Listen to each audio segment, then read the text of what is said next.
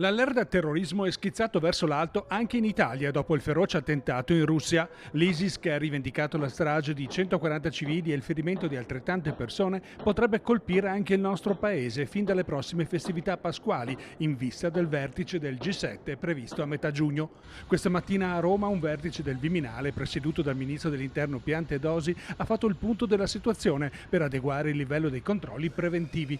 Un'operazione di coordinamento che ha coinvolto anche i territori, tra cui anche la provincia di Vicenza. Siamo stati destinatari proprio sabato mattina di una direttiva del Ministro dell'Interno dove vengono allertate tutte le prefetture proprio per sensibilizzare soprattutto i servizi informativi che sono quelli che vengono sviluppati dalle forze di polizia territoriali e dalle loro specialità. Fondamentale capire quali movimenti sospetti si articolano sul territorio. Previsto un maggiore controllo dei luoghi di culto e preghiera e nei luoghi di particolare assembramento dei trasporti come stazioni e aeroporti.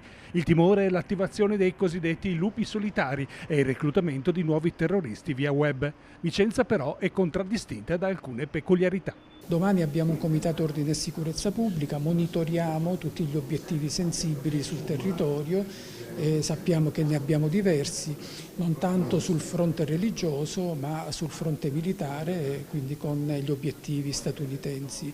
Quindi oltre a questi monitoreremo anche con i servizi informativi eventuali ulteriori obiettivi da aggiungere a quelli già in essere. Questo è quello che faremo in sede di comitato, l'allerta è massima, certo come ha detto il Ministro non ci sono motivi di allarmismo, però ecco, è bene adottare misure di prevenzione.